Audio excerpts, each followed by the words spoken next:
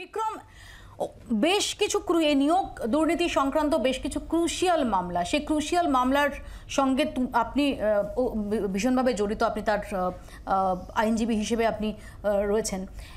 এই অবস্থায় দাঁড়িয়ে জাস্টিস গাঙ্গুলি তার বিচারপতির পদে ইস্তফা এবং রাজনীতির ময়দানে আসা, এটাকে আপনি কিভাবে দেখছেন? এটা কি জুডিশিয়ারির জন্য একটা লস? আমি এইভাবে দেখছি যে what is our loss is what politics gain, পলিটিশিয়ানরা গেন করেছেন, যেটা আমাদের লস। কারণ একজন ভালো বিচারপতি হাইকোর্ট ছেড়ে তিনি রাজনীতিতে জয়েন করেছেন, রাজনীতি গেন করবে, কিন্তু আমরা এই হাইকোর্টের একজন বিচারপতি আমাদের চলে গেল। তবে এটা ঘটনা, বিচারপতি যায়, বিচারপতি আসে, অনেক সময় বেঞ্চ চেঞ্জ হয়।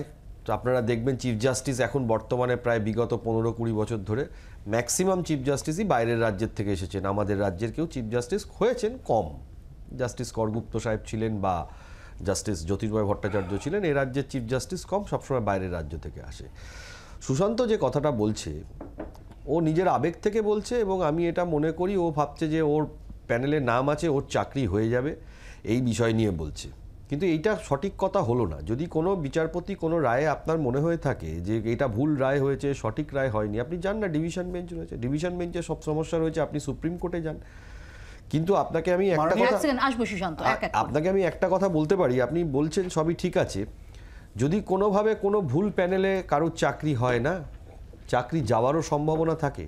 কারণ আপনি মামলা করতে পারেন, আপনি মামলার রায়ের জন্য অপেক্ষা করতে পারেন, কিন্তু পরবর্তীকালে যদি কোনো সময় দেখা যায় যে প্যানেলে কোনো গন্ডগোল আছে বা কোনো কিছু আছে, তাতে আপনার এন্টায়ার প্রসেসও সিলেকশন ক্যান্সেল হতে পারে। এবং আপনারা যারা মামলা করছেন, আমরা প্লিজ এই টেকনিক্যালিটিজের বাইরে বেরিয়ে প্লিজ, আমি বিক্রম এবং সুশান্ত দুজনকেই বলছি, এটা নির্দিষ্টভাবে একজন সুশান্তর চাকরি বা তার টেকনিক্যালিটিস নিয়ে নয়, এটা হচ্ছে যে এটা যে পারসেপশন, এই যে পারসেপশন, চাকরি প্রার্থীরা জাস্টিস গাঙ্গুলির মধ্যে তাদের মেসায়াকে পেয়েছিলেন, সেই জায়গায় কি কোথাও কোনো চিরের আশঙ্কা সেটা হতে পারে?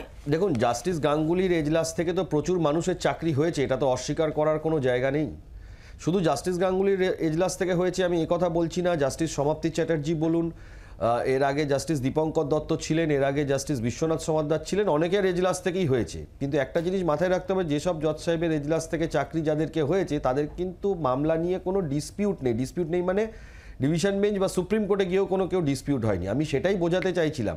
সামগ্রিকভাবে যারা অন মেরিটে আছেন তাদের চাকরিটা হোক, এবং যে প্রক্রিয়াটা, সেই প্রক্রিয়াটা কোনো ইরেগুলারিটি বা কোনো ইলিগ্যালিটি না থেকে হোক, সেইটা যখন চ্যালেঞ্জ হবে, যে কোনো, আজকে আমি চ্যালেঞ্জ করেছি, আমি কিছু চাকরি প্রার্থীদের হয়ে মামলা করছি। বিক্রম, আমার পয়েন্টটা খুব সিম্পল। আমরা তো দেখতে পাচ্ছি যে এই মুহূর্তে দাঁড়িয়ে জাস্টিস গাঙ্গুলি, ঠিকই জাস্টিস গাঙ্গুলি তো আর কয়েক মাস পর এমনি রিটায়ার করতেন, কিন্তু যেহেতু তিনি রাজনীতির ময়দানে এসেছেন এবং কোনো কুলিং অফ পিরিয়ড ছাড়াই, যাদের বিরুদ্ধে মূলত অভিযোগ, অর্থাৎ শাসক দলের ক্ষেত্রে, সেই শাসক দলের একটা বড় অভিযোগ উঠে আসছে যে আসলে তার সময় যে অবজারভেশন বা যে অর্ডার তিনি দিয়েছিলেন সেগুলো রাজনৈতিক উদ্দেশ্য প্রণোদিত ছিল, এবং জুডিশিয়ারির মধ্যেও যে আসলে রাজনৈতিক উদ্দেশ্য প্রণোদিতভাবে কেউ কাজ করছেন, এটা তাদের শাসক দলের এই অভিযোগটাকে এস্টাবলিশ করছে।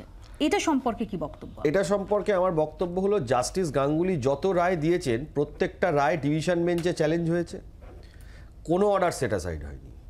প্রত্যেকটা রায় সুপ্রিম কোর্টে গেছে, একটা দুটো বাদ দিয়ে, বিশেষ করে হিয়ারিং দিতে হবে যে কয়েকজনের চাকরি গেছে, সেই কটাকে যদি আপনারা বাদ দেন, ইনফ্যাক্ট মানিক ভট্টাচার্যকে সরিয়ে দেবার যে অর্ডার, সেটাও সুপ্রিম কোর্ট বহালই রেখে দিয়েছে।